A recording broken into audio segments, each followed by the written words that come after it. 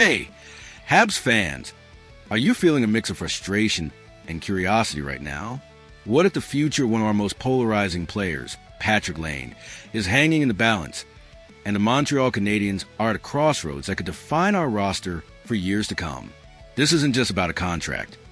It's about whether Laine still fits into the vision of this rebuilding team, or if it's time to cut ties with a once-elite sniper who's been plagued by injuries and inconsistency.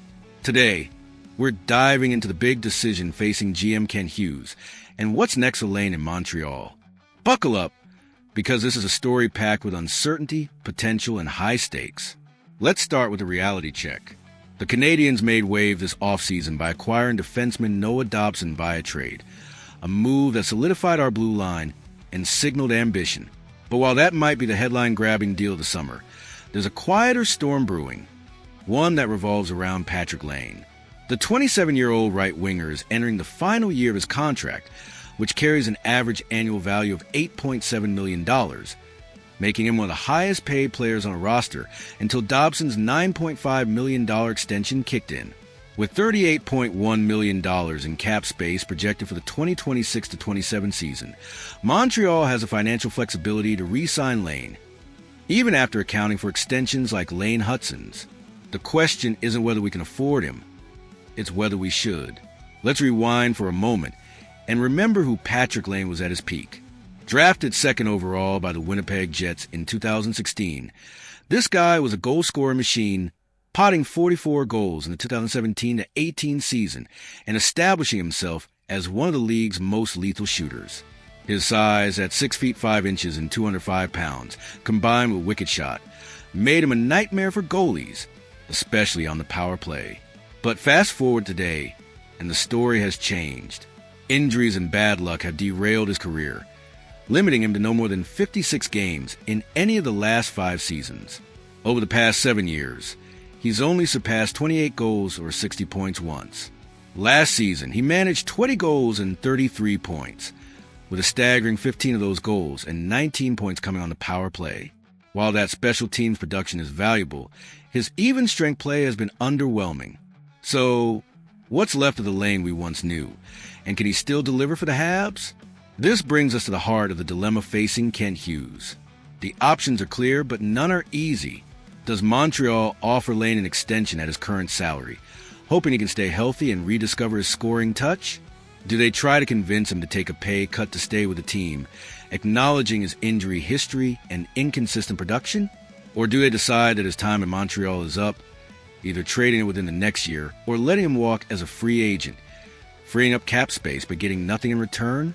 Each path carries risks and rewards, and Hughes is paid the big bucks to navigate this minefield.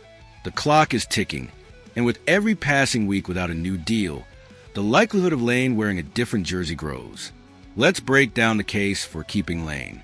At 27, he's entering what should be the prime of his career, physically and technically.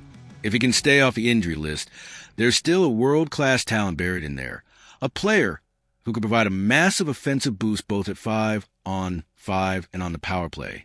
His ability to score in man-advantage situations is undeniable. Nearly half of his points last season came with an extra skater on the ice. For a team like Montreal, which is still building its identity around young stars like Nick Suzuki, Cole Caulfield, and Juraj Slavkovsky, having a veteran sniper like Laine could be a game-changer. Plus, with the NHL salary cap expected to rise in the coming years, his $8.7 million cap hit, or even a slight raise, might not look as daunting down the road. The argument to retain him hinges on belief. Belief that he can stay healthy, belief that he can adapt to Martin St. Louis' system, and belief that he wants to be part of this rebuild. On the flip side, the case for moving on is just as compelling. Laine's injury history isn't just a footnote. It's a glaring red flag. 5 straight seasons of limited games played is a pattern, not a fluke. His production at even strength has been lackluster, and for a player commanding such a high salary, the Canadiens need more than just power play points. There's also the question of fit. Montreal is a team focused on youth and long-term growth, and tying up significant cap space in a player with question marks might not align with that vision. Laine has a modified no-trade clause, allowing him to veto deals to 10 teams, but that still leaves 21 potential destinations where Hughes could shop him. The sales pitch to other teams is straightforward. Laine is a high-risk, high-reward asset who, in the right environment, could explode offensively. But will any team be willing to match or exceed his current salary? And if not, are the Habs prepared to let him walk for nothing next summer? Let's zoom out and consider the broader implications. If Hughes opts to trade Laine, it could signal a full commitment to youth movement, prioritizing cap flexibility for extensions of players like Hudson and others down the line. A trade could also net a decent return, perhaps a draft pick or a prospect, if a contender sees Laine as the missing piece for a playoff run. But trading him comes with its own baggage. His no-trade clause limits options, and his injury history might scare off suitors unless Montreal retains part of salary, which complicates things further. Letting him walk as a free agent avoids the hassle, but means losing an asset for nothing, a tough pill to swallow for a rebuilding team. Meanwhile, re-signing him, even at a reduced rate, keeps a known quantity in the lineup but risks overpaying for potential that might never materialize.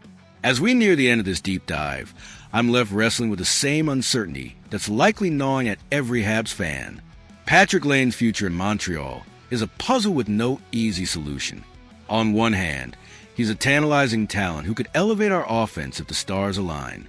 On the other, his track record screams caution, and the business side of hockey might demand a tough call. Kent Hughes has a reputation for calculated moves, and whatever he decides, be it an extension, a trade, or a farewell, will send ripples to the fan base and the roster. For now, all we can do is watch and wait, knowing that the longer this drags on, the more likely it is that Laine's chapter with the Canadiens could be coming to a close. So, Habs Nation, I'm turning it over to you. Do you think we should lock up Laine long-term, trade him while we can, or let him test free agency? Drop your hot takes in the comments. I'm dying to see where you stand on this. And if this roller coaster of a story has you as hooked as I am, hit that like button to show some love. Let's keep the conversation alive as we figure out what's next for Patrik Laine and our beloved Canadiens. Until next time, keep the faith and bleed blue, blanc, et rouge.